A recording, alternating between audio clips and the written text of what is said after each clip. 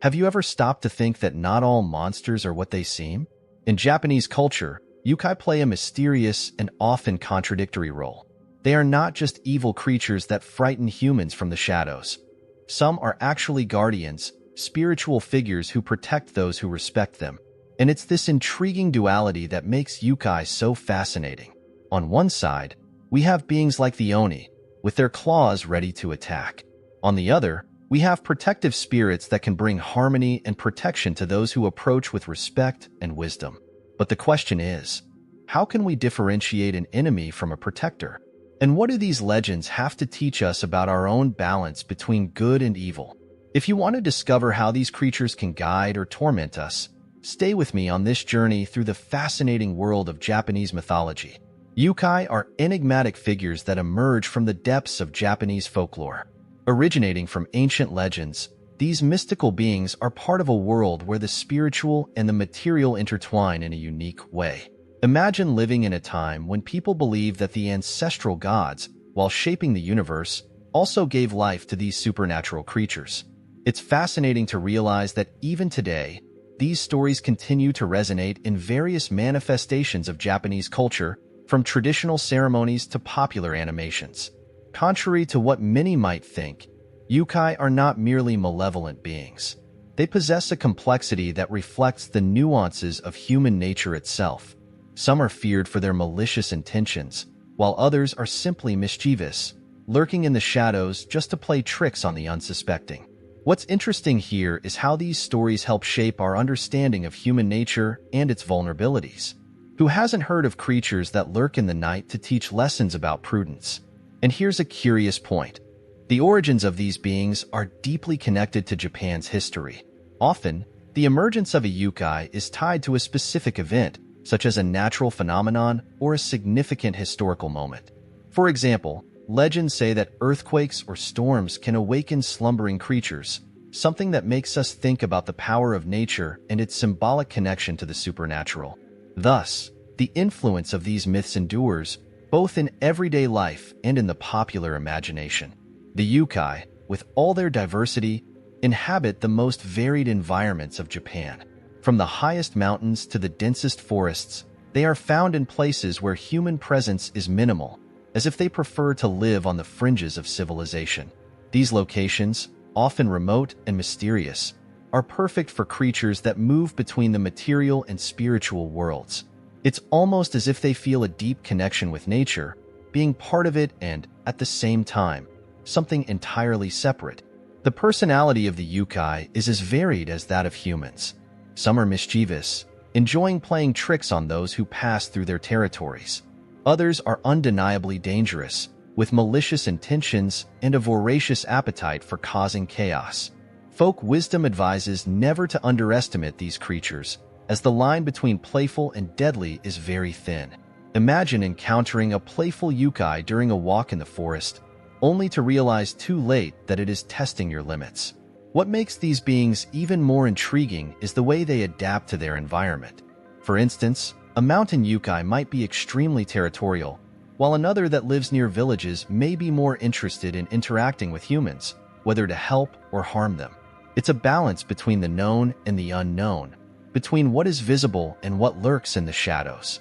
And so, the legends continue to remind us that no matter how much we try to control the world around us, there is always something more lurking. Some Youkai possess impressive abilities, like the capacity to switch between physical and spiritual forms with an almost terrifying ease. These transformations are part of their essence, allowing them to navigate between worlds and realities at will. A classic example is the Kitsune, the famous fox that acts as a messenger for the goddess of fertility. Its power of transformation is legendary, capable of taking on human form and blending into society, often without anyone noticing. This ability to shapeshift also symbolizes something much deeper, the duality present in the nature and behavior of Youkai.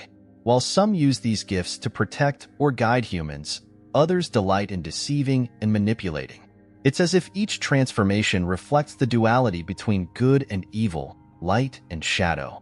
A Kitsune can both help and hinder, depending on its intentions and who crosses its path. This reminds us how, in life, appearances can be deceiving. And it's not just the Kitsune that possess these powers. Many other Youkai have mystical abilities, such as controlling the elements, traveling between dimensions, or even influencing human thoughts.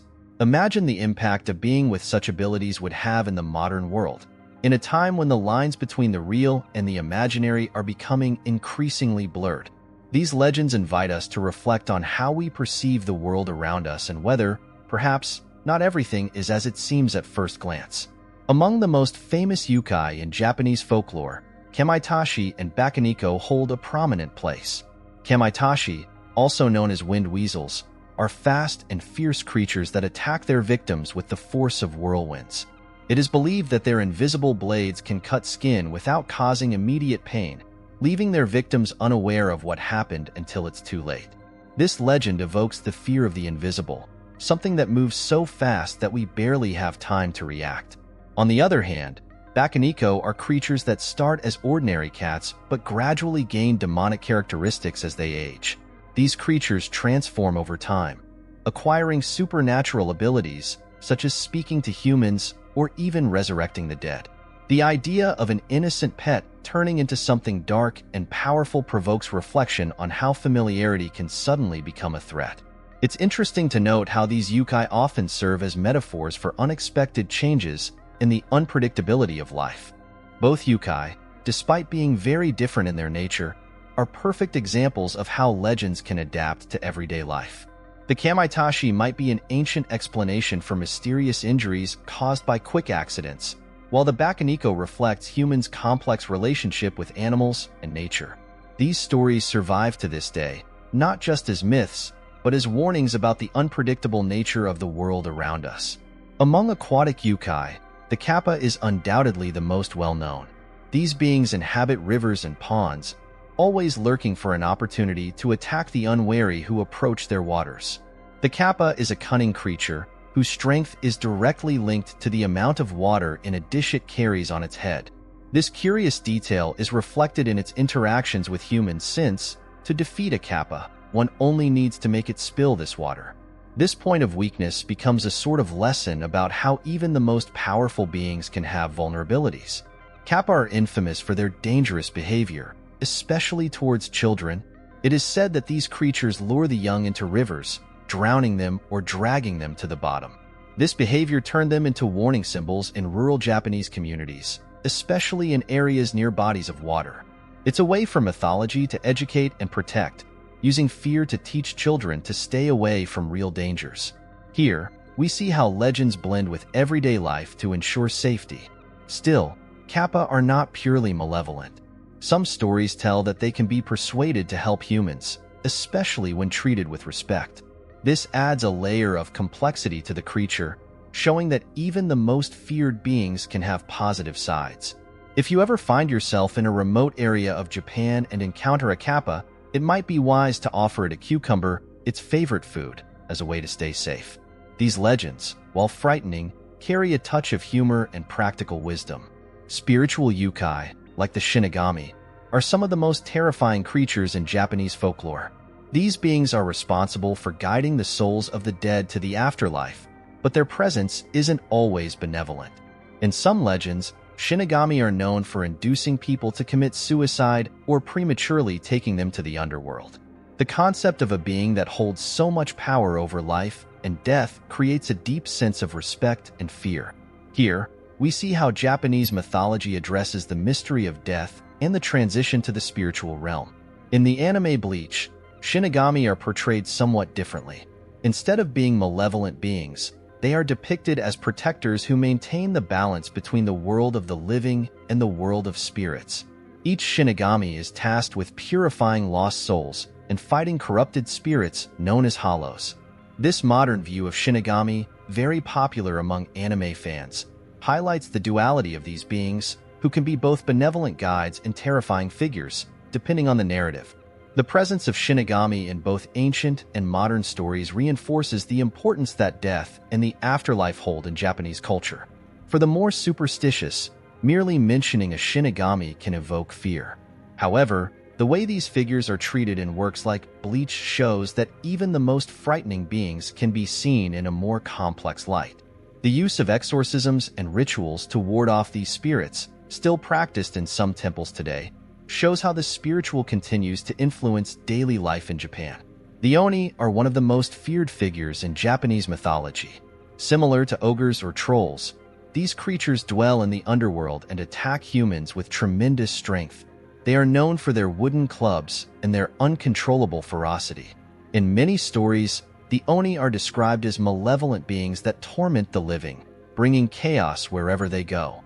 However, their representation varies from legend to legend, with some being more brutal and others acting as guardians of dark secrets. In the anime Demon Slayer, the Onis take on a central role. There, they are portrayed as demons who hunt humans and possess the ability to regenerate, making them almost immortal. However, the anime also explores the idea that some Onis can retain traces of humanity, showing that not all of them are purely evil. This nuance adds a layer of complexity to how Onis are perceived, highlighting that even the most terrifying monsters can have a tragic past and deep motivations. This reinforces the duality present in mythical figures, always oscillating between good and evil. The presence of Oni in Japanese folklore continues to influence modern culture, from ancient stories to contemporary works like Demon Slayer. These creatures personify ancient fears, but also reflect the internal battles we all face. In some legends, defeating an Oni is seen as a way of overcoming one's own demons, both literal and figurative. This reminds us that mythology serves not only to entertain, but also to teach lessons about courage, overcoming adversity, and the constant struggle between light and darkness. Maritime Youkai, like the dreaded Yumibozu, are creatures that inhabit the seas and terrify sailors. Described as massive black figures emerging from the waters, Yumibozu have the power to sink ships and drag crew members to a certain death. One of their most terrifying traits is their direct interaction with humans. Before attacking, the Yumibozu asks sailors if they are afraid. If the crew shows any sign of fear, the attack is inevitable. This legend, while terrifying, also carries a lesson about emotional control and courage in moments of danger. Japanese sailors, especially those who ventured into distant waters, deeply feared encounters with an Yumibozu. For many, the deep waters already represented an unknown and dangerous territory, and the presence of these mythical creatures made the sea even more threatening.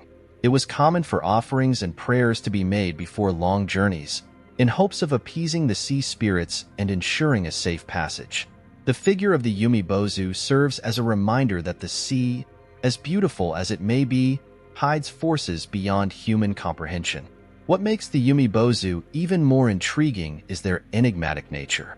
Unlike other Youkai, they have no clear origin, and their motivations remain a mystery.